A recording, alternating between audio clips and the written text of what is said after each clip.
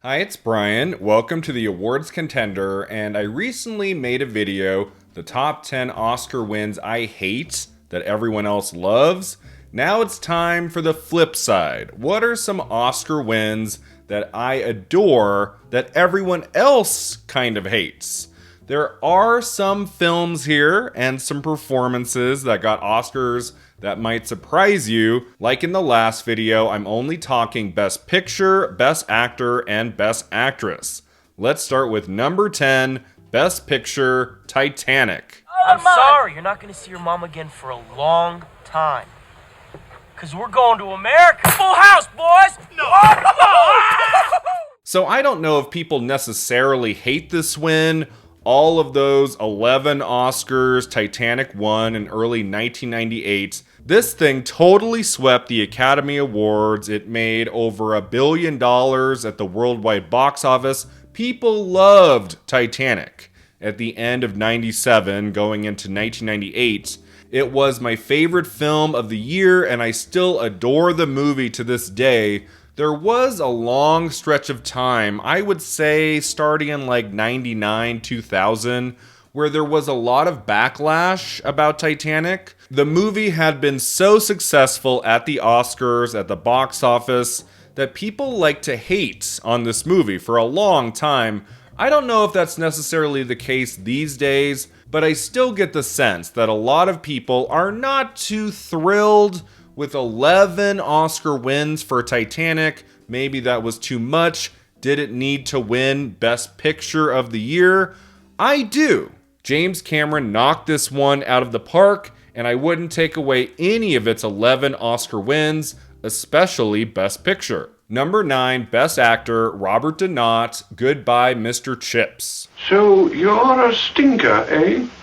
A stinker, sir? New boy. That's what we call them here, stinkers. Now, this is an earlier one, 1939, the year of Gone with the Wind. Kind of like how Titanic swept the season, Gone with the Wind won a bunch of Oscar trophies, like Best Picture, Best Director, Best Actress, Best Supporting Actress. It did very well at the box office and at the Academy Awards. But one category Gone with the Wind did not take was Best Actor for Clark Gable. His performance as Rhett Butler in Gone with the Wind is world famous. It's so iconic, it makes sense in a way that if we're going to give Best Actress to Vivien Leigh, then Best Actor would probably go to Clark Gable, the way he won a few years before for It Happened One Night, and Claudette Colbert for the same movie won Best Actress. But in the year of Gone with the Wind, Best Actor went instead to Robert DeNott for Goodbye, Mr. Chips. And here's the thing, Goodbye, Mr. Chips is not one of the 1939 titles that has aged super well. It's not a movie people really look at that fondly compared to Gone with the Wind and The Wizard of Oz and Mr. Smith Goes to Washington and Stagecoach and Wuthering Heights and all of those wonderful movies from 39. But I'm kind of an outlier in that I've seen the 1939 version of Goodbye, Mr. Chips twice. And I really love it. I love the movie and I love him in it. And so, I mean, this could have gone to Clark Gable. I don't think anybody would have been upset about that. But the Robert DeNott performance, I think, is very lovely and was worthy of a Best Actor win. Number 8, Best Actress, Grace Kelly, The Country Girl. All I want is my own name and a modest job to buy sugar for my coffee. You can't believe that, can you? I have made a couple of worst acting Oscar wins of all time video, and I have seen in the comments here and there, where's Grace Kelly for The Country Girl, 1954? Here are my thoughts on that one. I don't necessarily think Kelly in The Country Girl gives an amazing performance. I think she's very good in that movie. I don't think she gives a bad performance at all. Now, is she as good in The Country Girl as Judy Garland is in A Star is Born from 54? That one's debatable. I do think Judy Garland would have made the better winner, but here's the main reason why I do kind of love that Grace Kelly Oscar win for The Country Girl.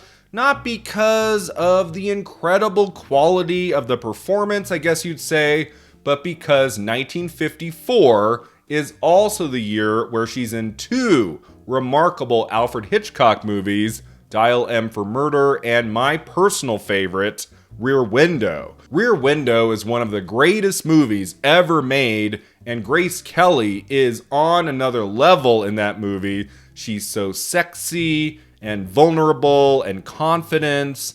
Because she's really good, if not great, in 3 films from that year, I'm okay with her winning an Academy Award. I mean, her career in film was basically over 2 years later. Like, she left Hollywood, and this was the only opportunity to give her the gold trophy. So, I don't know, as much as I would have loved also Judy Garland win in that year, I don't hate that Oscar win for Grace Kelly. Number 7, Best Picture, How Green Was My Valley. And this is only the beginning. Watch now. They'll cut us again and still again, until they have this, as empty as their promises. Now, obviously, this is one of those Best Picture wins a lot of people scratch their heads over, that many people do hate, because what many people consider to be the greatest film ever made, Citizen Kane, came out in 1941 and did not go on to win Best Picture at the Oscars. It only won a single trophy in screenplay. What was the big winner that year? John Ford's How Green Was My Valley took picture and director and did very well with audiences at the box office. And then at the Oscars, it hasn't been nearly as enduring of a movie the way Citizen Kane has for the last 70 plus years. But I also really enjoy How Green Was My Valley. I have seen it twice. It's not perfect by any means, but it's a beautiful movie, a lot of touching moments, gorgeous cinematography, excellent performances. John Ford was one of our greatest directors, and so, yeah, Citizen Kane is better, but I still love this Oscar win in Best Picture for How Green Was My Valley. It is not a bad win at all. I think it was very much deserved. Number 6, Best Actress, Glenda Jackson, A Touch of Class. They require time, a little sensitivity. English women. All women! Anybody but a superannuated Boy Scout would know that. So here is a major acting win from the 1970s people don't really talk about anymore. Glenda Jackson won 2 Best Actress Oscars in just a handful of years, and both of her wins are kind of invisible, like to Oscars history, unless you're a huge Academy Awards buff like I am. Glenda Jackson is not necessarily a name that's getting tossed around a lot. I have to be honest, I did not love A Touch of Class. It's not a great movie, it's a bit all over the place in terms of tone. George Segal's performance in the movie I thought was okay. The best thing in that movie, by far, is Glenda Jackson. She didn't get to play funny very often in the movies, but she is hysterical in A Touch of Class. Like, she really goes for it, and comedic performances are not often recognized in Best Actress at the Oscars. Like, we would get another one a few years later with Diane Keaton for Annie Hall, but it's pretty rare. I do adore this Best Actress Oscar win. Is it one of the best victories in the category that decade of all time? No, but just because Glenda Jackson had won an Oscar a few years before, even though A Touch of Class is not a movie very many people are watching today, would Ellen Burstyn have made a better win that year for The Exorcist?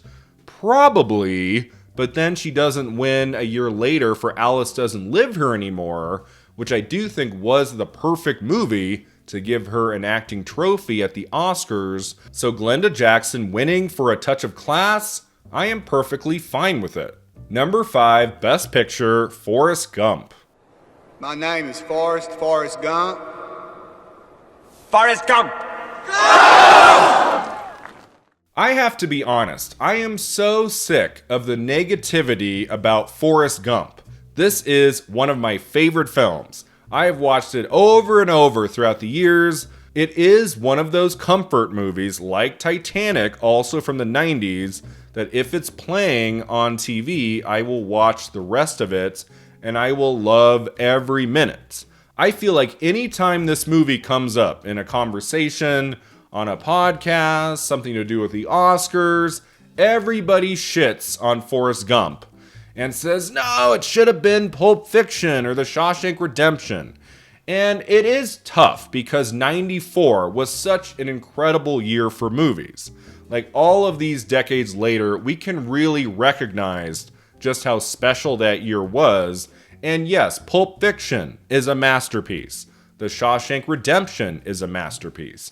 I adore Speed from that year. Speed is one of my favorite movies. For Best Picture at the Oscars that year, most people would take out Forrest Gump and replace it with Pulp Fiction or Shawshank Redemption as the winner. And I get it, especially Pulp Fiction was such an influential film. But you know what? I'm sorry. I love that Best Picture win for Forrest Gump, and that Best Director win for Robert Zemeckis, and that Best Actor win for Tom Hanks. He had 2 consecutive Best Actor Oscar wins, Philadelphia, then Forrest Gump. I think he deserved both victories.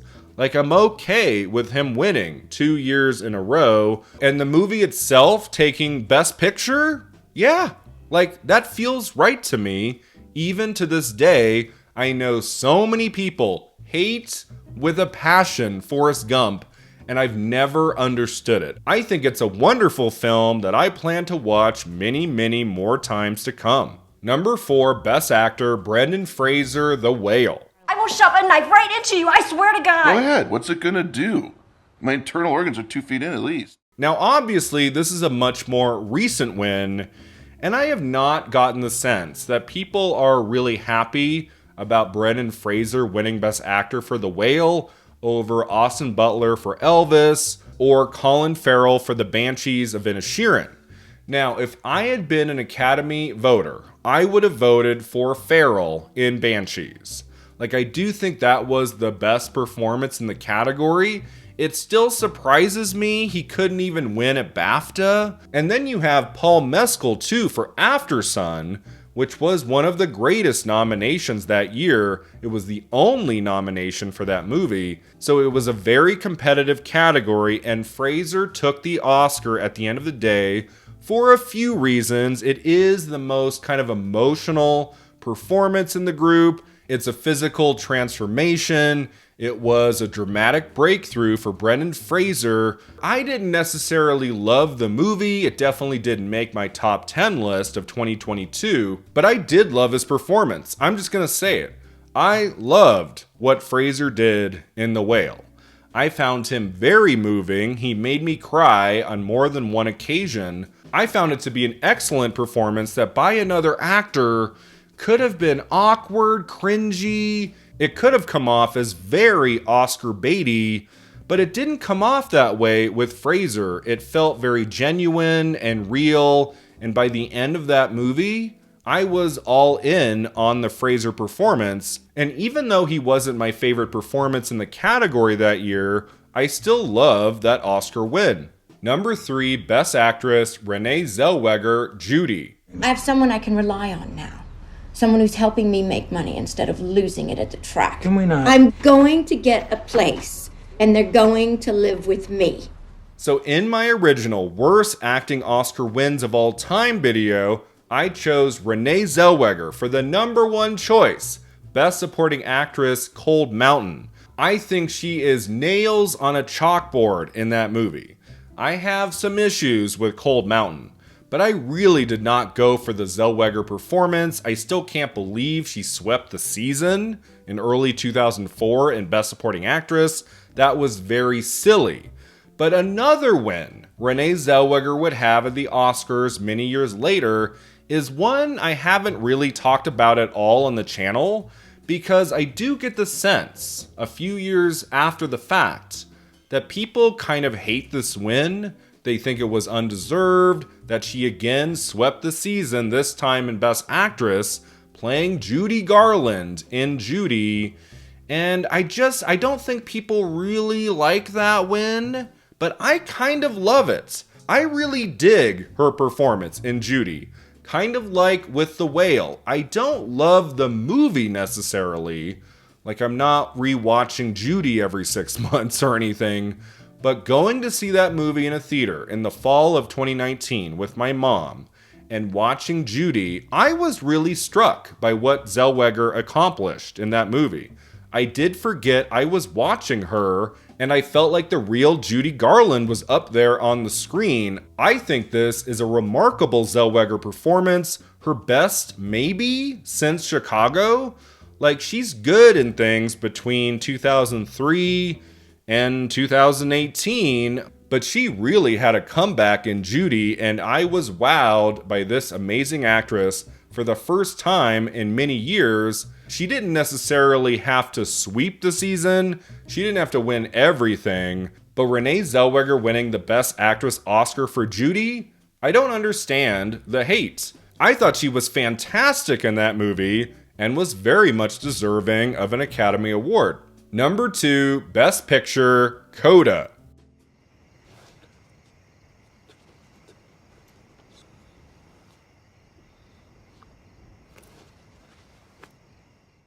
If I haven't lost you already, I think I'm going to lose you on this one.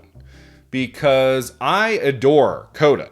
It was my favorite film in the Best Picture lineup in early 2022 at the Oscars. And I feel like I'm an anomaly. That most people hate or dislike that movie, can't understand why it won the Oscar for Best Picture up against films like Dune and The Power of the Dog.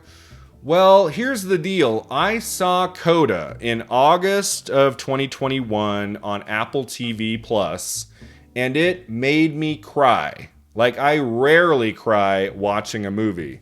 I found that film so emotionally moving. The story of that family, those performances, the sense of place in Coda.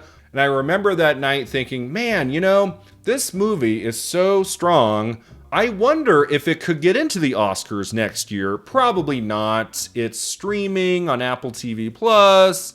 Like, maybe nothing will happen with it, and that'll be too bad. And then it started getting nominated for lots of things, and then it won SAG Ensemble, it won at PGA, and then even though it only had 3 Oscar nominations, Picture, Supporting Actor for Troy Kotsur, and Screenplay. Like, that was it. And so it didn't make sense that it could beat, like, The Power of the Dog, which had, 10 or 11 nominations? Like, did very, very, very well on Oscar nominations morning. But all season long, I was like, I don't think the average Academy voter is going to go for The Power of the Dog. That's a very quiet, subtle film. It's not a story that moves you the way Coda does. And so by Oscars night, I was like, Coda is going to win Best Picture, and a lot of people are going to hate that win. I feel like I've seen lists where they have Coda as the worst of the Best Picture nominees that year. And then it wins. And I was not that person, to be honest. In my top 10 list of 2021, I had number 1, Mass. Go see Mass if you never have. It's extraordinary. And then I had at number 2, Coda. Like, I had Coda at number 2. It was almost my choice for the best film of the year until I saw Mass. I think Coda is great and is deserving of a Best Picture Oscar win. I'm fine with it. I don't hate that victory at all. And I don't really understand, kind of like with Forrest Gump, too, why people hate this movie and hate that Oscar win. I love it. Coda for Best Picture, I'm all good. And now finally, my number 1 choice. What is the Oscar win I think most people hate that I just happen to love? This is a win I haven't really talked about much on the channel, because obviously there is an awkward component to this one based on the person. But here's the deal. Hand over my heart, I have to be honest.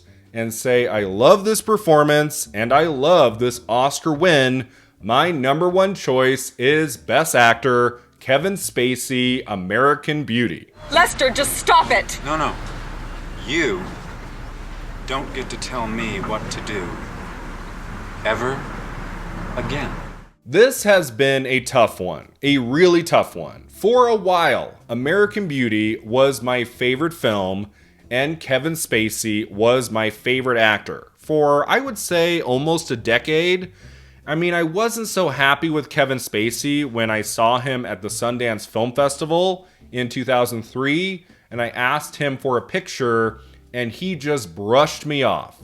He said, "Sorry, kid, I'm working," and just kept on walking down the sidewalk.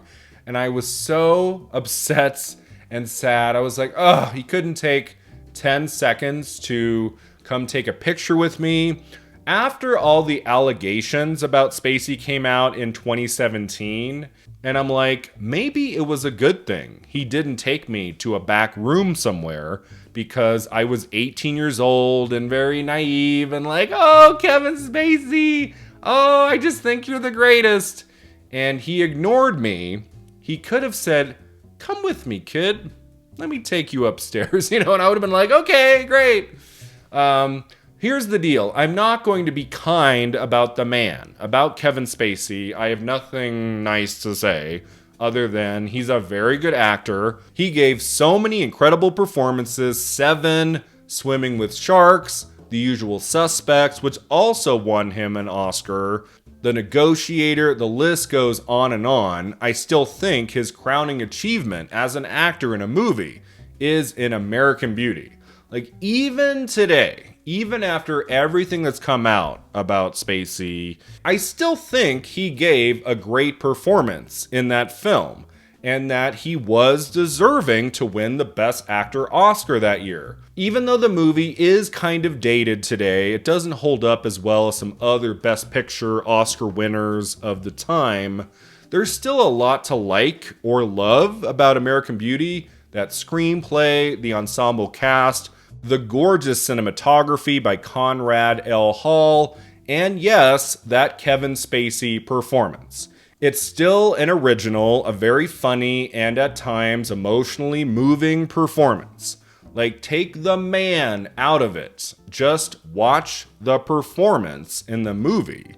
And I do think Spacey in American Beauty is doing great work. And that Oscar win for Best Actor, I guess some people could call it a terrible win today, could put it on a worst acting Oscar list, could say, here's an Oscar win that hasn't aged well. I'm sure people have done it and will continue to do it, but you will never see me make a video that's like worst acting Oscar wins ever and find Kevin Spacey in Best Actor for American Beauty, because even though I'm not as fond of the movie and his performance today as I was opening weekend in 1999, when I went crazy for this movie and saw it 2 more times in theaters, told everyone I knew, you have to see this film, and I was celebrating on Oscar night when they announced the winner for Best Actor as Kevin Spacey. I'm not there today, of course. But is this a bad win? Is this a win I hate along with a lot of other people? Like, no. Kevin Spacey winning Best Actor for American Beauty, I still think to this day was a terrific victory, very well deserved. I know many people probably hate this Oscar win for Kevin Spacey in American Beauty, and for good reason, but you know what? I still kind of love it.